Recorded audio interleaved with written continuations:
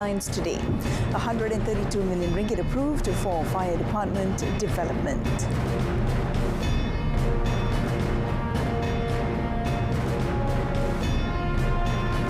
Strong ASEAN connection ensures security and stability.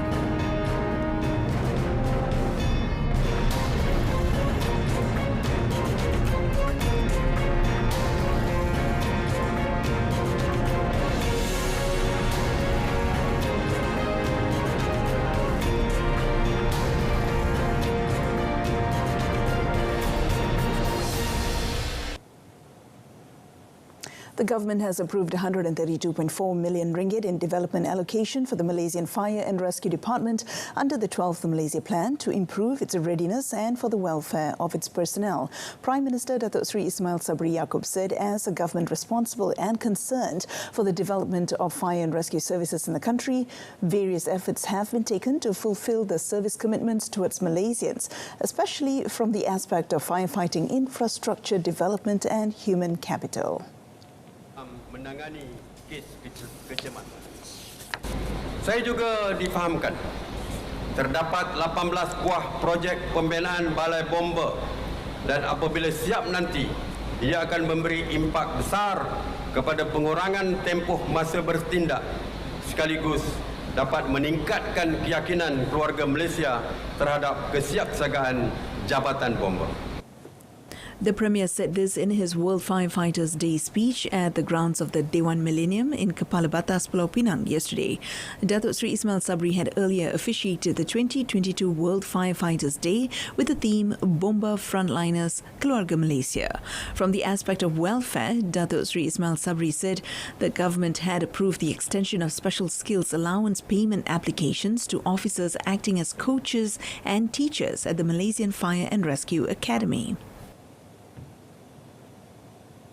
Walaupun pada peringkat awal kita menerima permohonan dengan kadar RM300 bagi dua insentif untuk jurulatih dan tenaga pengajar, saya berpandangan kadar itu tidak sesuai dan saya telah mengarahkan Jabatan Perkhidmatan Awam untuk menambah jumlah allowance jurulatih dan tenaga pengajar. The allowance approval will benefit 114 fire officers from grade KB19 to KB38 who are assigned as coaches and teachers at 5 academies. The Premier added that with this approval, coaches and teachers with these special skills will continue to boost commitment and quality of work to create human capital of quality and integrity. The Ministry of Transport MOT is looking into e-hailing services and holding discussions with the service providers following complaints that the increasingly expensive fares are becoming a burden to consumers. Its Minister, Datuk Seri Dr. Wee Ka Siong, said he had instructed the top management to call the companies involved to provide an explanation and clarification on the alleged increase in fares. Explaining further after visiting the LRT service lifts and escalators at the Ampang Park LRT station yesterday, the minister said he had asked the Land Public Transport Agency APAD to review and seek explanation from the e-hailing companies involved. Datuk Seri Wee also said MOT would not compromise on any company found trying to take advantage by increasing fares or companies seeking to manipulate e-hailing fares to make a profit. The fares of the service reportedly increased by up to 400% during peak hours, sparking discontent from consumers and calling for government intervention. In other development, Datuk Seri Wee said the MOT will be issuing a guideline on the use of micro-mobility vehicles. Now, the minister explained that various aspects, especially in terms of road safety, need to be considered before deciding to allow its use on the road. Apabila pengecualian boleh diberi, garis panduan tu bila keluarkan nanti, kita akan lihat pengecualian apa yang kita boleh bagi. Jadi ini membantulah. Daripada ada orang kata saya nak pakai, ada orang kata pandangan dia lain sikit, dia kata semua sepatutnya atas jalan. Jadi kita melihat. Dan begitu juga golongan OKU. Saya dengan Bilateral relations and consensus among ASEAN countries need to be strengthened in order to ensure security and stability of the region is given priority. Senior Defence Minister Datuk Sri Hishamuddin Tun Hussein said a united front could prevent superpowers from taking ASEAN countries, including Malaysia, lightly. Speaking at a press conference after witnessing the 2022 Taming Sari Exercise Series 21 in the Malacca waters, he said the bilateral relationship could be translated into proactive actions such as military exercises. He said this year alone, the Royal Malaysian Navy has carried out various bilateral and multilateral exercises, especially in the waters of South China Sea and the waters of the Straits of Malacca. Datuk Sri Hishamuddin said the exercise, which involved the joint participation of foreign countries, was considered a recognition of Malaysia's military capabilities as well as Malaysia's position in a strategic location in the middle of superpowers. Meanwhile, in a statement distributed to the media, Datuk Sri Hishamuddin said RMN would also send KD Lekir to participate in the Rim of the Pacific or RIMPAC exercise in the Hawaiian Islands, USA, on 29th June to the 4th August. The Taming Sari exercise, which involved 1,250 RMN personnel, the Royal Malaysian Air Force and the Malaysian Maritime Enforcement Agency, involving 10 ships, 5 fast combat boats, 3 RMN aircraft, 3 RMAF aircraft and 2 aircraft of Maritime Malaysia.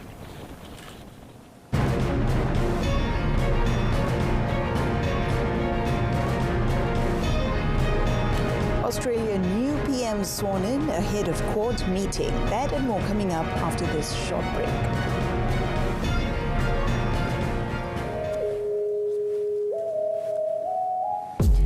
Why do we tell you stories? Relevant, New, efficient, accurate.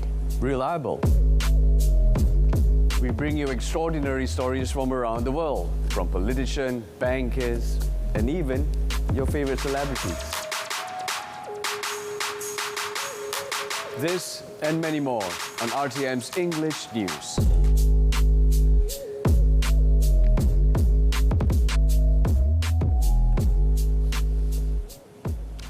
Welcome back. Health Minister Khairi Jamaluddin was appointed as one of the 5 vice presidents of the 75th World Health Assembly, which is ongoing in Geneva, Switzerland. Khairi was appointed along with candidates representing 4 other countries, namely Bulgaria, Indonesia, Togo, and the United States of America. The video of the announcement was shared by Health Ministry to the local media last night. Meanwhile, advisor to Health Minister Dimishra Sithampalam in his tweet confirmed Khairi's appointment. He said Khairi will represent the Western Pacific region, which consists of 37 countries and represents more than 1/4 of the world's population. The Ukraine war, with disease and destruction following in its wake, loomed large as the World Health Organization, WHO, convened countries to address a still raging pandemic and a vast array of other global health challenges. Now, the assembly, taking place between today until Sunday, marks the first time the WHO is convening its 194 member states for their first largely in-person gathering since COVID-19 surfaced in late 2019. WHO Chief Tedros Adhanom Ghebreyesus warned important work at the Assembly to address a long line of global health emergencies and challenges, including the COVID-19 crisis, could not succeed in a divided world. The former Ethiopian health minister said he was viewing the ravages in Ukraine through a personal lens, adding that peace is a prerequisite for health in Ukraine and elsewhere. But it was war that dominated the high-level speeches on the first day of the Assembly. French President Emmanuel Macron, in a video address, called on all member states to support a resolution to be presented by Ukraine. The Assembly harshly condemns Russia's invasion, especially its more than 200 attacks on healthcare, including hospitals and ambulances in Ukraine. The resolution will also voice alarm at the health emergency in Ukraine and highlight the dire impacts beyond its borders, including how disrupted grain exports are deepening a global food security crisis.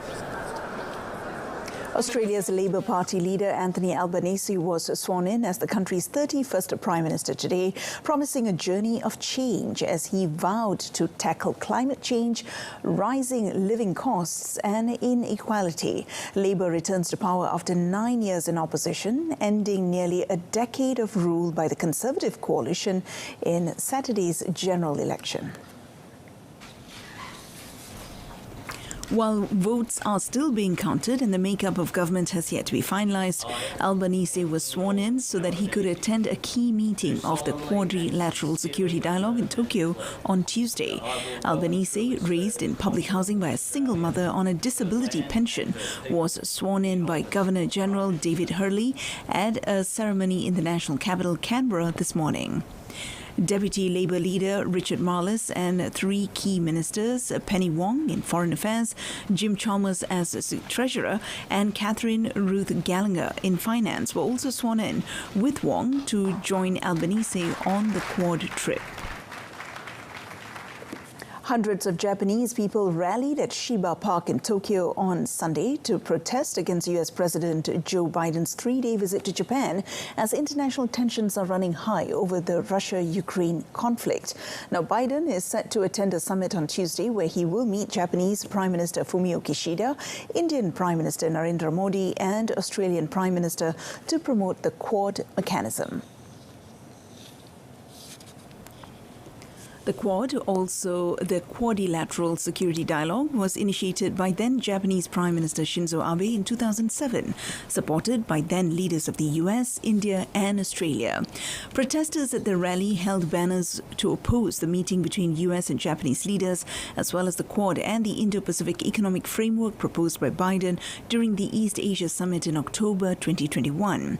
Some protesters wore West, saying oppose wars, referring to the ongoing Ukraine crisis, while pointing out that the US and NATO are the root causes of the conflict.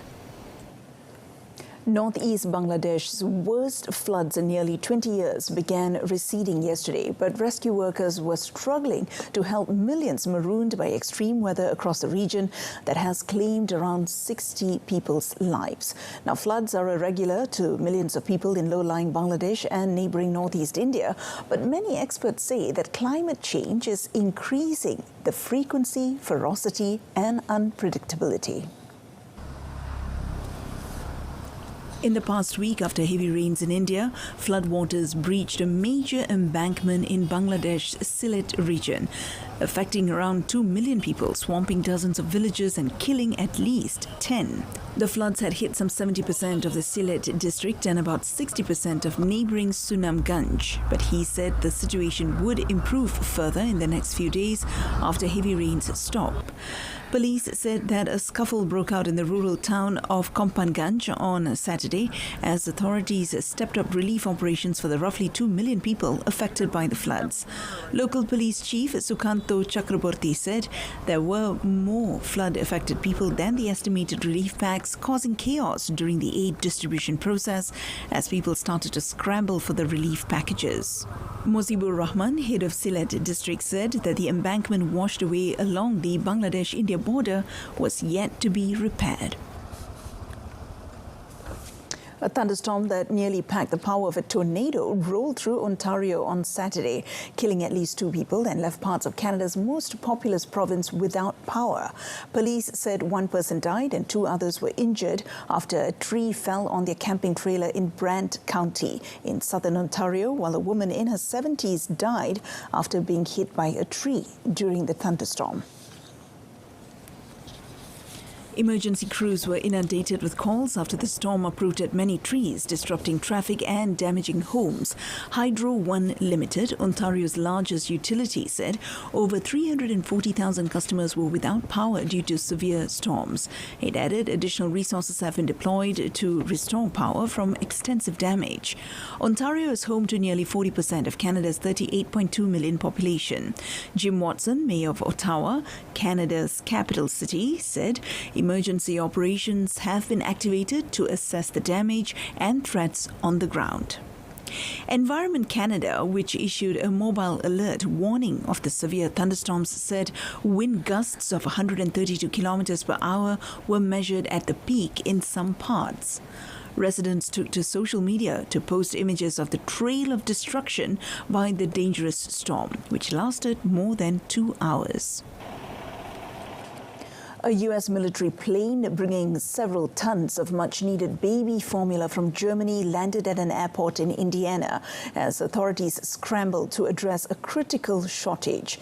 Now, scarcity of medical-grade baby formula caused by production problems and supply chain issues has created grave problems for thousands of parents whose infants are allergic to cow's milk protein. The cargo plane took off from the U.S. airbase at Ramstein, Germany, carrying more than 70,000 pounds of powdered formula. Presidential Economics Advisor Brian Deese said the initial shipment will cover about 15% of the immediate need. He added there are more flights in train that will be coming in early this week as part of what the administration has dubbed Operation Fly Formula. The formula was flown to Indiana because it is a hub for Nestle, a major domestic producer, as it will be quality tested at a nearby lab before being distributed. The formula shortage has been developing for months, aggravated not only by supply chain issues linked to the COVID-19 pandemic, but by the closing of the nation's largest formula-making plant, a Michigan factory owned by Abbott Laboratories, amid concerns that contamination may have led to the deaths of 2 infants. On top of that, Deese said that U.S. formula production had become concentrated among just 3 companies. He also said the government will look into ways to increase competition.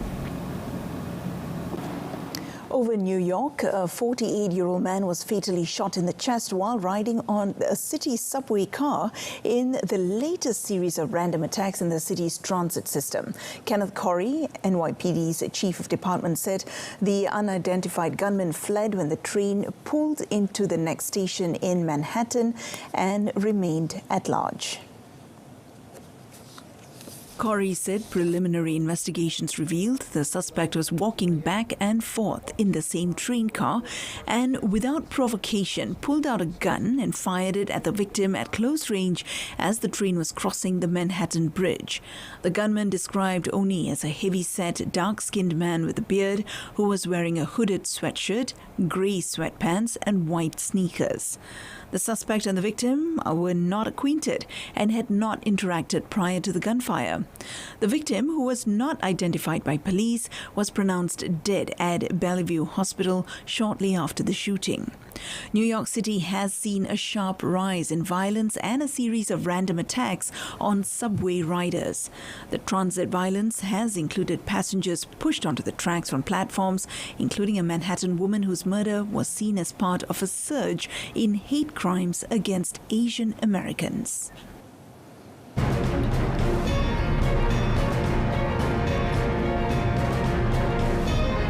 Still to come in sports, Man City claim 4th title in 5 years.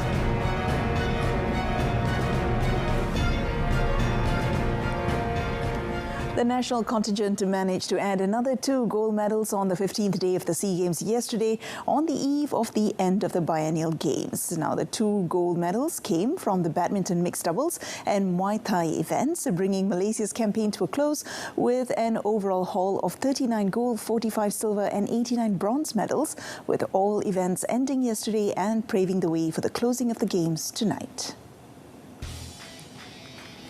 The haul exceeded the target of 36 gold medals, placing Malaysia 6th behind Games champions Vietnam, with a stunning haul of 204 gold, 121 silver and 115 bronze. Thailand came in second with 90 gold, 102 silver and 134 bronze, followed by Indonesia, the Philippines and Singapore 5th. Malaysia's 38th gold medal came from badminton mixed pair Chen Tangji, Pek Yen Wei, as they ended a 23-year wait for the gold in the event when they downed compatriots Hu Pangron, Chia Yi Si in the All-Malaysian final.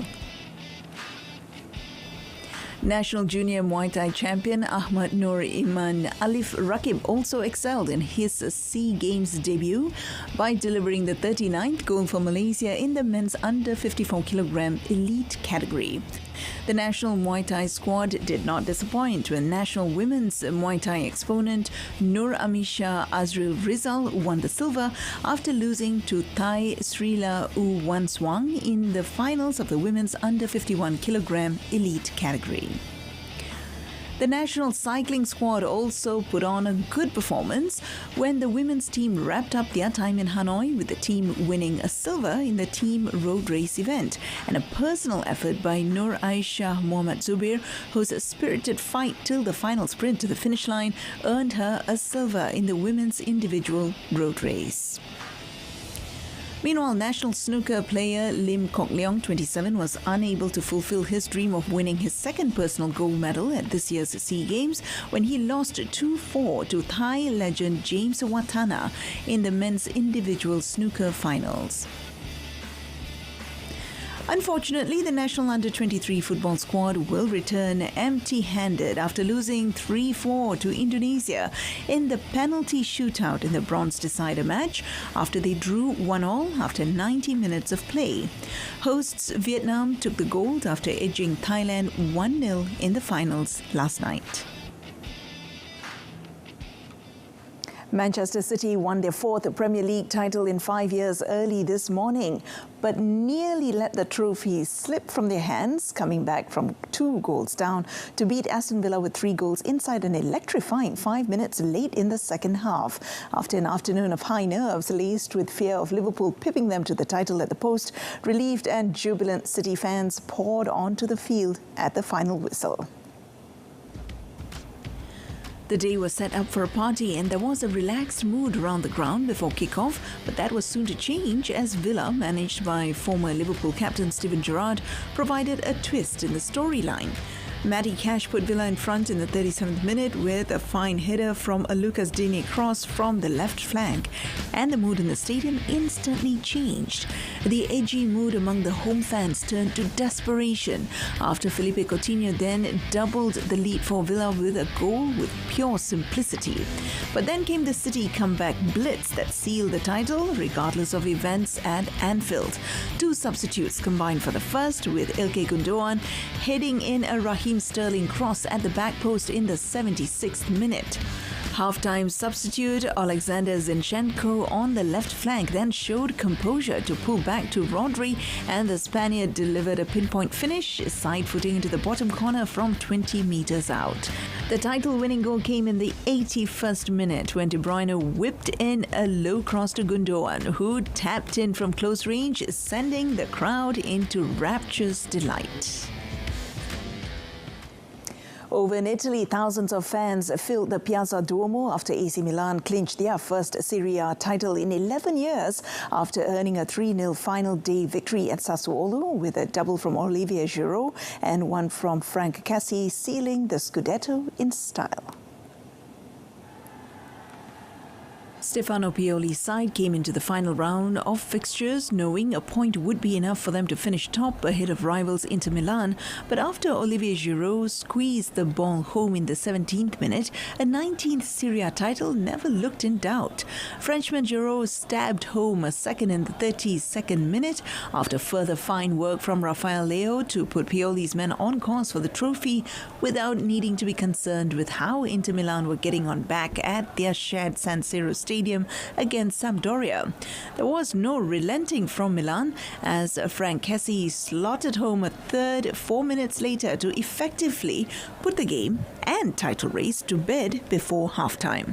The final whistle was greeted with wild scenes of celebration as outside Milan's picture postcard cathedral, fans launched fireworks and flares to celebrate their first league win for 11 years. Formula One world champion Max Verstappen won the Spanish Grand Prix in a Red Bull 1-2 last night to take over at the top from Ferrari's luckless Charles Leclerc, who retired with an engine failure while leading. Mexican Sergio Perez finished a dutiful second, 13 seconds behind, but with a consolation of a bonus point for fastest lap after being told to let his teammate pass for a third victory in a row after Imola and Miami. The 24-year-old Dutch driver is now 6 points clear of Leclerc after winning 4 of 6 races, all those he has finished. Britain's George Russell came third, while Ferrari's Carlos Sainz was fourth. 7 times world champion Lewis Hamilton was fifth for Mercedes with a fine recovery drive after an opening lap collision with Kevin Magnussen's Haas dropped him to 19th. Alfa Romeo's Valtteri Bottas was 6th ahead of Alpine Esteban Ocon and McLaren's Lando Norris in 8th. Spain's twice world champion Fernando Alonso finished 9th in front of his home fans after starting at the back of the grid, and AlphaTauri's Yuki Tsunoda collected the final point. Finnish driver Kalle Rovanperä strengthened his lead in the World Rally Championship with victory ahead of Welshman Elfyn Evans in the Rally of Portugal yesterday. The 21-year-old Rovanperä finished 15.2 seconds ahead of his Toyota teammate to move 46 points clear of Hyundai's Thierry Neuville after 4 rounds of the WRC season. Giulio Ciccone went solo in the finale to win the 15th stage of the Giro d'Italia, a 177-kilometre mountain track between Rivarolo Canavense and Cogne on Sunday, as Richard Carapaz retained the overall lead. Now, Italian Ciccone attacked from a group of breakaway riders 4 kilometres into the final climb, a 22.4-kilometre effort at an average gradient of 4.3%, and never looked back. Ciccone, who wore the Tour de France yellow jersey for 2 days in 2019, had plenty of time to celebrate his third career Giro stage win before crossing the line 1 minute 31 seconds ahead of Santiago Buitrago of Colombia, according to provisional timings. Spain's Antonio Pedrero took third place, 2 minutes 19 seconds off the pace. Ecuador's Carapaz survived an early scare when he was involved in a pile-up, but he escaped unscathed and was pulled back into the peloton by his Ineos Grenadiers teammates. It was then a comfortable ride for the 2019 champion, who retained a 9-second overall lead over Australian Jay Hindley as the top contenders kept their powder dry. Portugal's João Almeida sits in third place, 32 seconds behind Carapaz. And that's it from us today. Wrapping up updates at noon with a reminder of our top story: 132 million ringgit approved for fire department development. Tune in to News at 10 coming up at 10 p.m. on RTM News Channel. Till then, I'm Mona Priya. Thank you for your company and stay tuned to TV2.